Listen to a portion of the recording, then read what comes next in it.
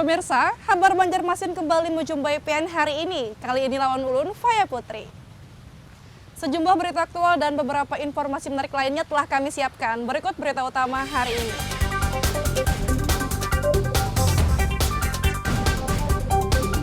Mantan Bupati Balangan Ansarudin divonis hukuman 1 tahun penjara dalam sidang kasus penipuan.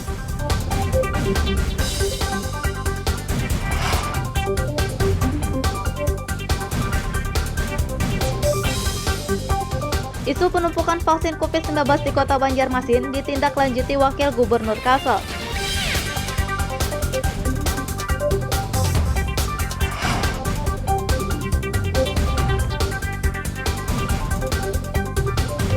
Warga di Kota Banjarmasin terpaksa mengantri lama di pangkalan untuk mendapat gas bersubsidi 3 kg yang tengah langka.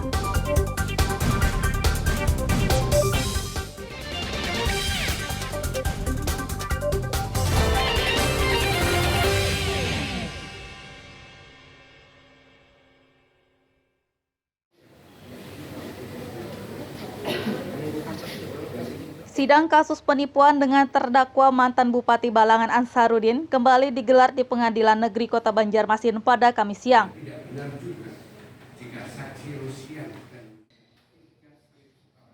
Dalam persidangan kasus penipuan yang telah bergulir lebih dari 2 tahun ini, Majelis Hakim yang diketuai Aris Bawono Langgeng memvonis Ansarudin 1 tahun penjara. Mantan Bupati Kabupaten Balangan itu dinyatakan terbukti bersalah dan melanggar pasal 378 KUHP tentang penipuan. Terdakwa Ansarudin menyatakan, ia bersama kuasa hukumnya akan melakukan banding karena vonis 1 tahun penjara tersebut tidak sesuai fakta hukum dan terlalu berat baginya. Kami menghargai pendapat Majelis Hakim, namun keputusan itu membuat kami masih belum puas, sehingga kami minta keadilan lagi dengan akan melaksanakan banding. Kenapa tidak puasnya lagi? Ketidakpuasannya apa, Pak? Mungkin tadi apa yang saudara dengar pendapat hakim anggota. Mantan Bupati Balangan Ansarudin menjadi terdakwa karena diduga melakukan penipuan dengan cek kosong senilai 1 miliar rupiah kepada pelapor. Cek kosong itu digunakan untuk membayar jasa si pelapor yang telah mengurus kasusnya di Polda Kalsel pada April 2018 lalu. Saat itu terdakwa dilaporkan oleh Ahmad Tauri karena memiliki hutang 6 miliar rupiah untuk keperluan pilkada. Dari Kota Banjarmasin, Muhammad Lutfi Darlan dan Fahrulani melaporkan.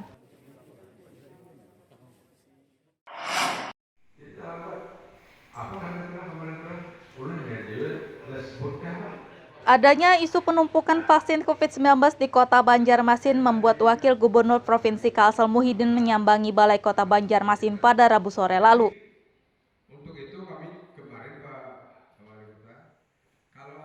Muhyiddin mengatakan, kedatangan pihaknya ke Banjarmasin untuk menindaklanjuti isu penumpukan vaksin COVID-19 yang belakangan ramai diperbincangkan masyarakat. Menurutnya, stok vaksin COVID-19 di Banjarmasin memang masih berkisar 32.000 dosis. Namun vaksin tersebut telah dibagikan ke sejumlah instansi seperti TNI, Polri, dan OJK. Diperkirakan puluhan ribu dosis vaksin COVID-19 itu akan habis dalam 10 hari ke depan. Dan ia pun meminta Pemkot Banjarmasin segera melapor jika vaksin sudah hampir habis agar vaksin kembali didistribusikan. Jadi karena kemarin itu ada isu penemuan menumpuk vaksin, nah ini maka kami akan bersama Kepala Dinas Provinsi akan menindaklanjuti untuk pertemuan itu. Di mana aja menumpuknya. Nah jadi ternyata setelah orang mengatakan itu menumpukkan di Banjarmasin, setelah kami lihat di Banjarmasin ini adalah terbagi-bagi, ada 32.000, ada di TNI, ada Polri, apa. Nah jadi ternyata OJK itu sampai 17.000. Nah ternyata ini pun kemungkinan sekitar 10 hari tadi kan mungkin habis. Nah jadi mudah-mudahan jadi ini kami supaya ada percepatan untuk vaksinasi di Kota Banjarmasin. Nah karena tulang punggung kami sampaikan adalah Banjarmasin. Bila Banjarmasin kita jelek ya ikut jelek, bilangnya baik ya perbaik itu seluruhnya. Nah jadi sini harus kita dukung penuh untuk Banjarmasin dulu. Ternyata Banjarmasin ini apabila habis kami tambah. Karena vaksin ini masih ada terus. Yang penting masyarakat jangan khawatir Kalau ada hendak vaksin, temuinya di puskesmas. Artinya kalau masyarakat hendak vaksin, temui di puskesmas. Muhyiddin meminta pemerintah Kota Banjarmasin lebih memprioritaskan puskesmas untuk percepatan pemberian vaksin COVID-19 bagi masyarakat. Dari Kota Banjarmasin, Muhammad Lutfi Darlan dan Fudail melaporkan.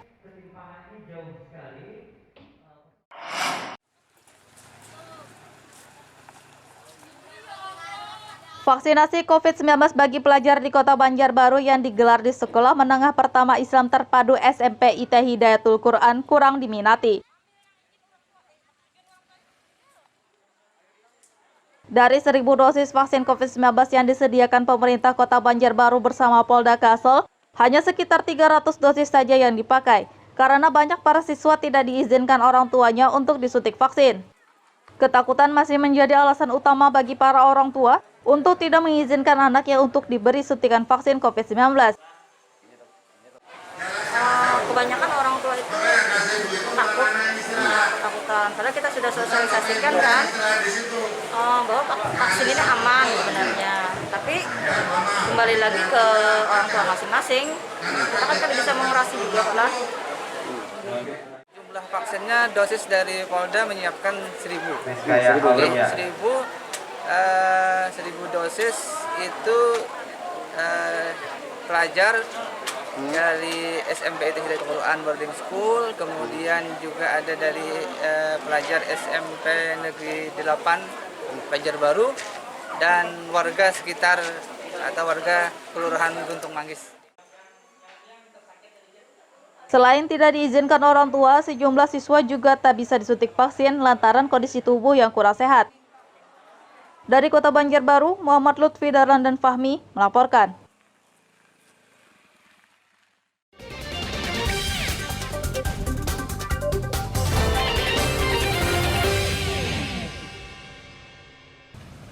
Pemirsa, masih bersama kami dalam Kabar Banjarmasin. Gesan pian yang hanyar bergabung, berikut berita Banjarmasin utama hari ini.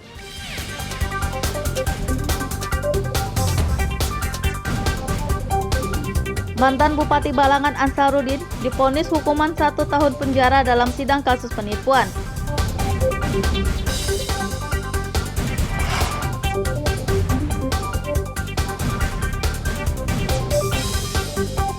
Isu penumpukan vaksin COVID-19 di Kota Banjarmasin ditindaklanjuti Wakil Gubernur Kalsel.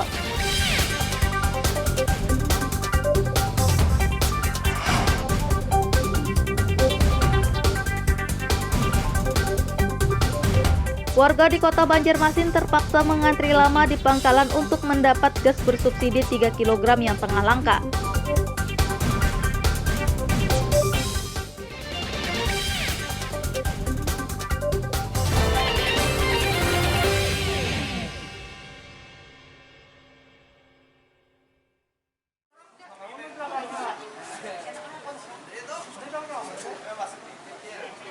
Kelangkaan gas LPG 3 kg di Kota Banjarmasin membuat warga berbondong-bondong mendatangi pangkalan gas LPG di kawasan Veteran Banjarmasin Tengah pada Kamis siang.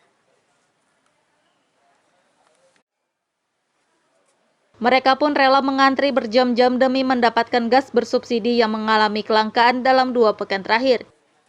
Menurut warga, akibat langka harga gas LPG di pedagang eceran yang semula berkisar Rp20 hingga Rp22.000 per tabung, kini naik menjadi Rp28 hingga Rp30.000 per tabungnya.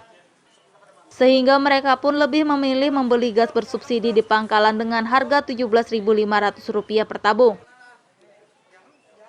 Sudah berapa jam menunggu antri di sini? Sekitar setengah jam dah. Sudah setengah jam lah. Selama ini memang ada kosong nggak Bu? Iya, Sulit susah cari-cari, Bu? mencarinya. Ada aja di warungan, tapi harganya Berapa Bu? 28 sampai 30. Ibu sempat beli lah kalau Kalau di sini kada datang, Terpaksa, kemarin Ibu? kan sini kada datang hari Senin. Beli kita enggak. 28. Terpaksa belah. Iya. Terus harapan Ibu sendiri apa nih Bu? Harapan kita tuh supaya masyarakat ini mudah mencari gas yang harga yang maksimal lah, sesuai dengan harga di Pertamina kayak gini kan 17,5 Iya. agar kebutuhan ekonominya ya terbutuhin juga. Hari ini kita masuk Pak 200 tabung Jadi hari ini kita utamakan pembagian di kupon pengambilan. Kita siapkan 200 kupon yang diambil masyarakat pagi. Kita menghindari perkumpulan orang yang begitu banyak dan begitu lama. Jadi paling lama 1 jam kita bagi semua 200 tabung, 200 kupon sambil menunggu kedatangan dari tabung. Nanti pengambilannya setelah tabung datang kita bongkar, mereka bisa ngambil bertahap. Kita kasih waktu Pak dari jam 2 sampai jam 5 supaya tidak ada perkumpulan lagi. Jadi protokol kesehatan bisa kita laksanakan Pak. Guna mencegah kerumunan, pemilik pangkalan gas LPG menerapkan sistem pendaftaran dan warga diwajibkan memiliki surat keterangan tidak mampu dari kelurahan. Dari Kota Banjarmasin, Lutfi Darlan dan Ahmad Fauzi melaporkan.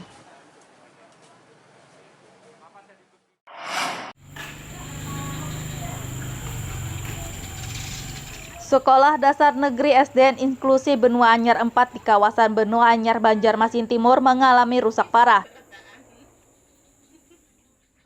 Terpantau pada Kamis pagi, kerusakan parah di sekolah ini terjadi pada sejumlah ruang kelas murid dan ruang guru. Bangunan dari sejumlah ruangan tersebut sudah sangat memprihatinkan karena mengalami kerusakan berat hingga tak bisa lagi digunakan. Selain akibat usia bangunan yang sudah tua, kerusakan sejumlah ruangan di sekolah ini juga akibat banjir yang terjadi pada awal tahun 2021 lalu.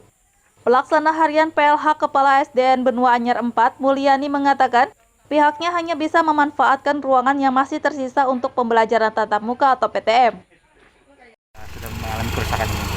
Ya kira-kira 10 tahunan Mas, Bu ya. Tahun. Ya kira-kira 10 tahun. Berarti itu dulunya memang ruangan kelas kah atau apa, Bu? Itu ruangan kelas tuh. Biasa tempat belajar mengajar ya, Bu? Iya. Sekarang tidak bisa digunakan lagi, Bu, atau gimana? Tidak bisa lagi. Total. Jadi kemana siswanya dipindah? Itu di kelas yang itu. Kelas lain gitu, Bu? Itu karena apa, Bu, kerusakannya itu, Bu? Sejak 10 tahun yang itu, Bu? Mungkin akibat tua lah. Tahun 77 rasanya apa tuh? Rasanya tahun 77 dibangun. Sudah tua berarti, Bu lah. Di sini ada berapa ruangan, Bu, totalnya, Bu? Ruangannya berapa? 12. Asalnya 2 SD, Pak. Dijadikan 1. Jadi yang bisa digunakan berapa ruangan sisanya? 6 aja, Bu. Itu ruangan kantor. Pihak SDN Inklusi Benua Anyar 4 berharap Dinas Pendidikan segera menganggarkan perbaikan bangunan sekolah yang rusak ini. Dari Kota Banjarmasin, Muhammad Lutfi Darlan dan Fudail melaporkan.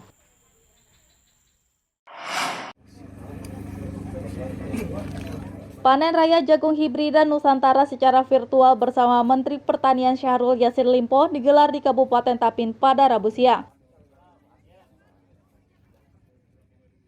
Panen raya jagung hibrida digelar di lahan rawa Lebak Desa Tanduy, Kecamatan Tapin Selatan. Kegiatan dihadiri Kepala Dinas Tanaman Pangan Hortikultura Kalsa Samsy Rahman, Bupati Tapin Arifin Arfan, dan jajaran Forkopimda Kabupaten Tapin. Bupati Tapin Arifin Arfan mengatakan, luas lahan tanam jagung hibrida di Kabupaten Tapin 1.320 hektar, sedangkan lahan yang dipanen 550 hektar. Menurutnya, produksi jagung hibrida di Tapin mencapai 2.829 ton dengan produktivitas 57,7 kuintal per hektar. Nah, kemarin kita dibantukan 1.000. Nah, karena kita ini mewakili beberapa kabupaten, kami berharap paling sedikit kita 5.000 diberikan untuk mengembangkan jagung di Kalimantan Selatan termasuk di Kabupaten Tapin. Yang berikutnya, kalau di baru itu bibit, kalau bisa 1 paket. 1 paket itu artinya ada bibit, ada pupuk, ada obat-obatan. Nah, kemudian asintannya juga jangan lupa. Karena kalau orang membuka 1 hektar, tidak mungkin kalau dikerjakan sendiri dengan tangan. Nah, jadi harus ada pendukungnya. Kalau asintannya ada, mungkin kita pengembangannya kan lebih mudah. Nah, kemudian yang berikutnya lagi, Tapin ini adalah alam pertanian yang paling luas.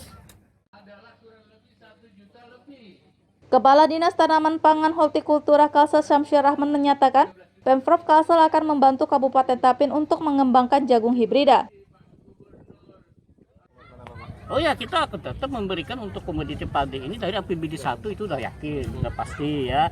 Nah, kemudian kita akan perlebar lagi, kita akan perluas lagi. Untuk jagung, Pak?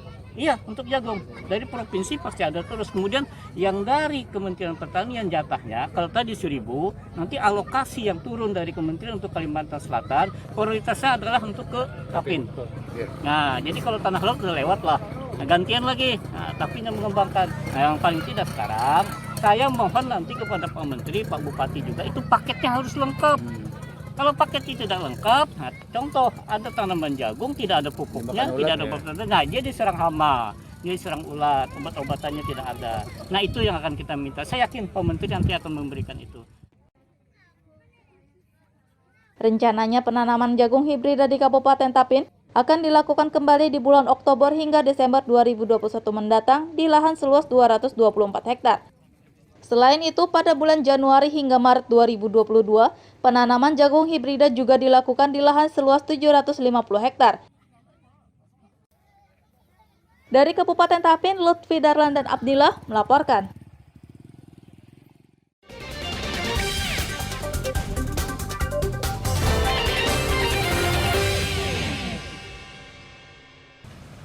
Pemirsa, masih bersama kami dalam Kabar Banjarmasin. Gesan PN yang hanyar bergabung, berikut berita Banjarmasin utama hari ini.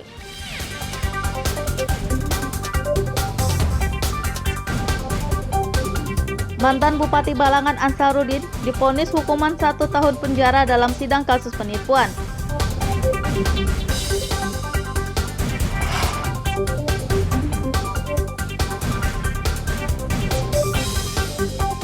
Isu penumpukan vaksin COVID-19 di Kota Banjarmasin ditindaklanjuti Wakil Gubernur Kalsel.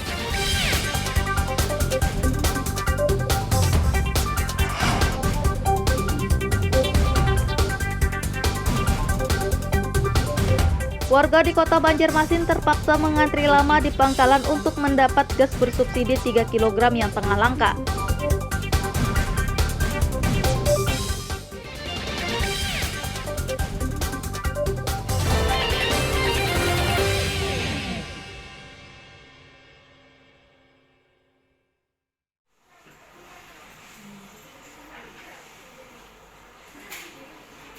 Seiring dengan banyaknya pejabat yang purna tugas, jabatan eselon 2 di lingkup pemerintah Kota Banjarmasin kini banyak yang kosong.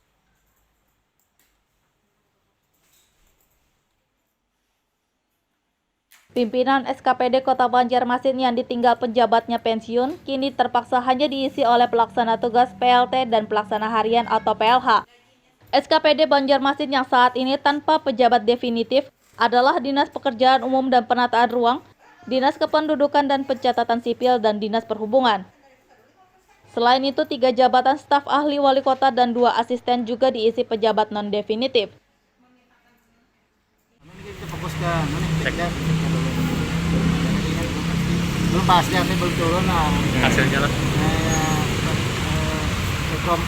Persetujuan dari kementerian. Jadi kalau kawan memastikan, tapi yang jelas sudah ada rencana Bang, itu yang untuk kosong itu lelang, cuma lebih-lebihnya menunggulah dulu sekda ini. Bila sekda ini ada, mungkin ada apa-apa selanjutnya setelah sekda ini. Ya sekda dulu. Tapi di mana namanya ini, Pak? Arsip pensiun. Arsip yang mau pensiun kan. BPBD. LH. lawan. Bapeda. Ya Bapeda. Tahun ini 12. Tahun ini.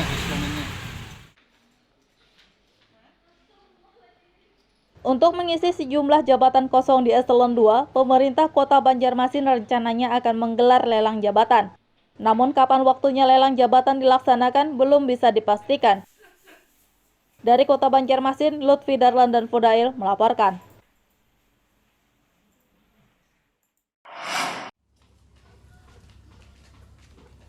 Baling-baling perahu yang dimodifikasi oleh salah satu usaha mikro, kecil, dan menengah UMKM di Kabupaten Kota Baru mampu menembus pangsa pasar di mancanegara.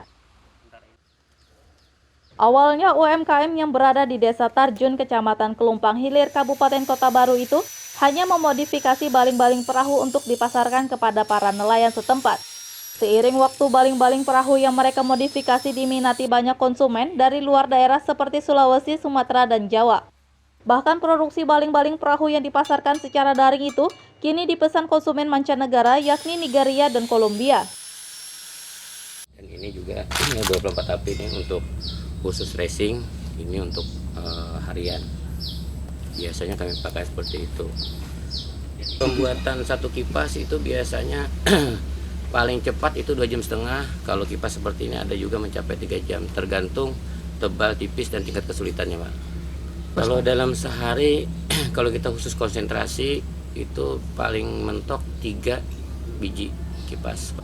Walaupun di saat pandemi itu permintaan kipas baik itu mentahan yang kami kirim ke cabang-cabang kami atau yang setting itu alhamdulillah tidak ada penurunan. Alhamdulillah. Dari hasil pemasaran baling-baling perahu modifikasi, UMKM yang berdiri sejak tahun 2020 lalu ini mampu menghasilkan omset rata-rata 18 juta rupiah setiap bulannya. Dari Kabupaten Kota Baru, Lutfi Darlan dan Fauzi Rahman melaporkan.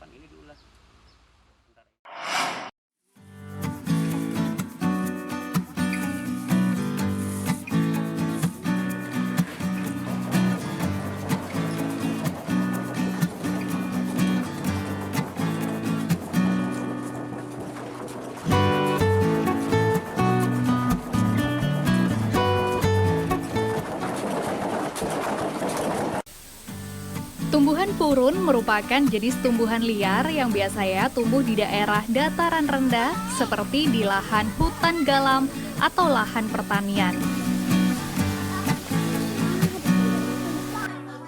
Tumbuhan ini biasanya digunakan untuk membuat berbagai macam kerajinan anyaman seperti bakul, tikar, topi, tas, dan berbagai macam kerajinan lainnya.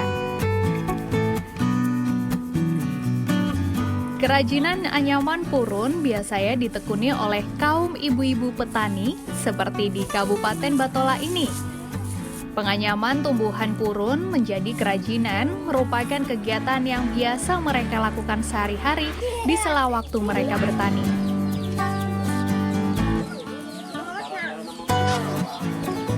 Nah, selain sebagai pengisi waktu senggang dalam bertani, menganyam kerajinan purun ini juga menambah penghasilan mereka.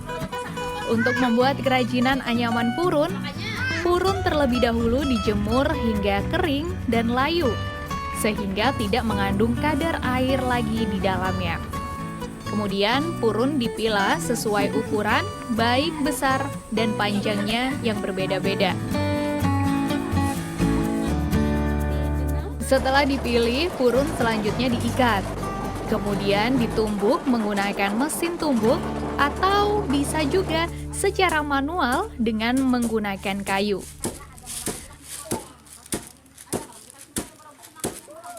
Proses ini akan membuat purun lebih kuat dan benar-benar kering serta tidak mengandung kadar air lagi. Sementara untuk menganyam kerajinan purun, para pengrajin menyatukan beberapa helai purun dengan pola-pola anyaman dan terus disambung hingga kerajinan selesai. Biasanya purun dibuat menjadi topi, tas, dompet, karpet tradisional, dan yang lain.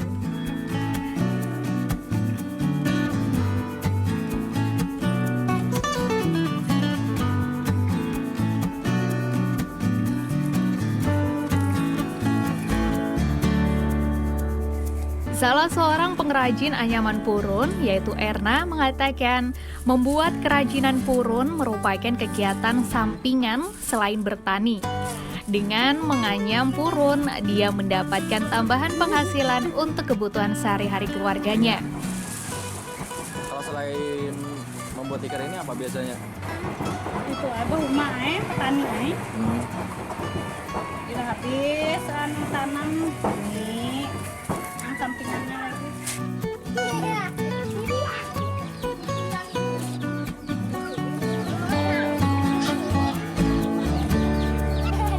Kegiatan ini juga didukung oleh pihak desa setempat. Menurut Kepala Desa Sungai Raya, Amar Jadi, mengatakan agar bahan baku kerajinan purun tetap tersedia, pihaknya telah menyisihkan dana desa untuk budidaya tumbuhan purun.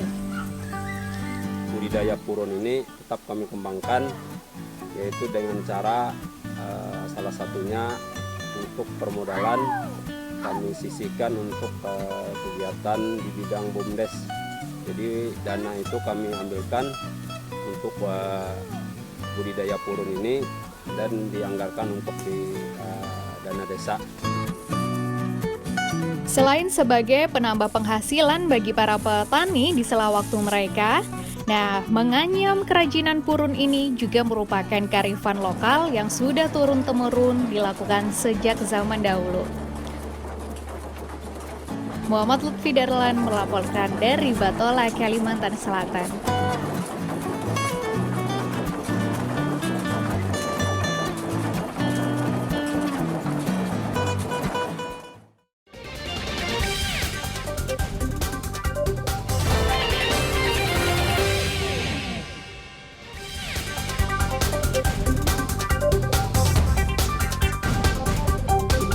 Mantan Bupati Balangan Ansarudin divonis hukuman 1 tahun penjara dalam sidang kasus penipuan.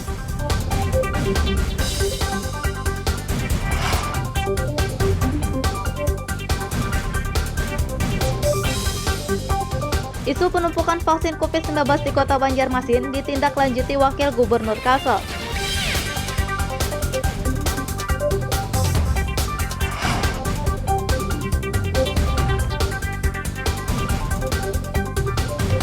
Warga di Kota Banjarmasin terpaksa mengantri lama di pangkalan untuk mendapat gas bersubsidi 3 kg yang tengah langka.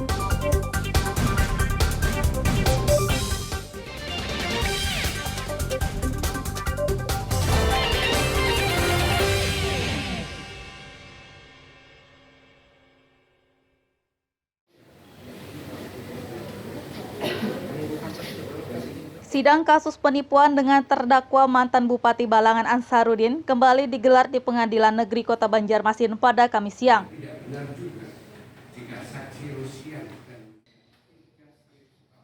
Dalam persidangan kasus penipuan yang telah bergulir lebih dari 2 tahun ini, Majelis Hakim yang diketuai Aris Bawono Langgeng memvonis Ansarudin 1 tahun penjara. Mantan Bupati Kabupaten Balangan itu dinyatakan terbukti bersalah dan melanggar pasal 378 KUHP tentang penipuan. Terdakwa Ansarudin menyatakan, ia bersama kuasa hukumnya akan melakukan banding karena vonis 1 tahun penjara tersebut tidak sesuai fakta hukum dan terlalu berat baginya. Kami menghargai pendapat Majelis Hakim, namun keputusan itu membuat kami masih belum puas, sehingga kami minta keadilan lagi dengan akan melaksanakan banding. Kenapa tidak puasnya lagi? Ketidakpuasannya apa, Pak? Mungkin tadi apa yang saudara dengar pendapat hakim anggota. Mantan Bupati Balangan Ansarudin menjadi terdakwa karena diduga melakukan penipuan dengan cek kosong senilai 1 miliar rupiah kepada pelapor. Cek kosong itu digunakan untuk membayar jasa si pelapor yang telah mengurus kasusnya di Polda Kalsel pada April 2018 lalu. Saat itu terdakwa dilaporkan oleh Ahmad Tauri karena memiliki hutang 6 miliar rupiah untuk keperluan pilkada. Dari Kota Banjarmasin, Muhammad Lutfi Darlan dan Fahrulani melaporkan.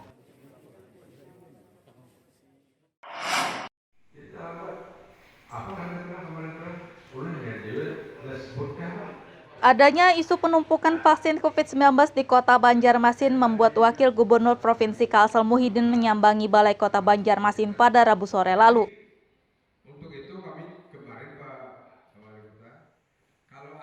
Muhyiddin mengatakan, kedatangan pihaknya ke Banjarmasin untuk menindaklanjuti isu penumpukan vaksin COVID-19 yang belakangan ramai diperbincangkan masyarakat.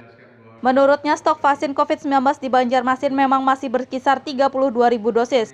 Namun vaksin tersebut telah dibagikan ke sejumlah instansi seperti TNI, Polri, dan OJK. Diperkirakan puluhan ribu dosis vaksin COVID-19 itu akan habis dalam 10 hari ke depan. Dan ia pun meminta Pemkot Banjarmasin segera melapor jika vaksin sudah hampir habis agar vaksin kembali didistribusikan. Jadi karena kemarin itu ada isu penemuan menumpuk vaksin, nah ini maka kami akan bersama Kepala Dinas Provinsi akan menindaklanjuti untuk pertemuan itu di mana aja menumpuknya. Nah jadi ternyata setelah orang mengatakan itu menumpukkan di Banjarmasin, setelah kami lihat di Banjarmasin ini adalah terbagi-bagi, ada 32.000, ada di TNI, ada Polri, apa. Nah jadi ternyata OJK itu sampai 17.000. Nah ternyata ini pun kemungkinan sekitar 10 hari tadi kan mungkin habis. Nah jadi mudah-mudahan jadi ini kami supaya ada percepatan untuk vaksinasi di Kota Banjarmasin. Nah karena tulang punggung karena sampelnya adalah Banjarmasin. Bila Banjarmasin kita jelek ya ikut jelek, bilangnya baik ya perbaik itu seluruhnya. Nah jadi di sini harus kita dukung penuh untuk Banjarmasin dulu. Ternyata Banjarmasin ini apabila habis kami tambah karena vaksin ini masih ada terus. Yang penting masyarakat jangan khawatir kalau ada hendak vaksin temui di puskesmas. Artinya kalau masyarakat hendak vaksin temui di puskesmas. Muhyiddin meminta pemerintah Kota Banjarmasin lebih memprioritaskan puskesmas untuk percepatan pemberian vaksin COVID-19 bagi masyarakat. Dari Kota Banjarmasin, Muhammad Lutfi Darlan dan Fudail melaporkan.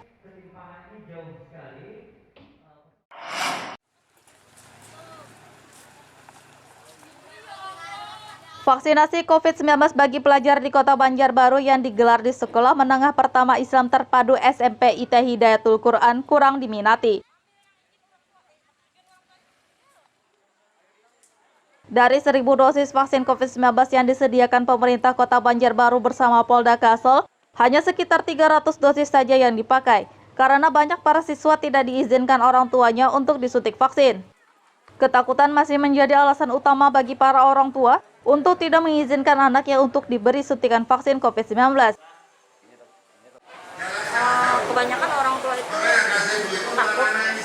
takutan, padahal kita sudah sosialisasikan kan bahwa vaksin ini aman sebenarnya. Tapi kembali lagi ke orang tua masing-masing, kita kan bisa mengurasi juga lah. Jumlah vaksinnya dosis dari Polda menyiapkan 1.000. 1.000 dosis itu pelajar dari SMP IT Hidayatul Quran Boarding School, kemudian juga ada dari pelajar SMP Negeri 8 Banjarbaru dan warga sekitar atau warga Kelurahan Guntung Manggis. Selain tidak diizinkan orang tua, sejumlah siswa juga tak bisa disuntik vaksin lantaran kondisi tubuh yang kurang sehat. Dari Kota Banjarbaru, Muhammad Lutfi Darlan dan Fahmi melaporkan. Pemirsa, informasi tadi sekaligus menutup perjumpaan kita kali ini. Saya Faya Putri lawan Buan Redaksi mengucapkan selamat beraktivitas, sampai jumpa.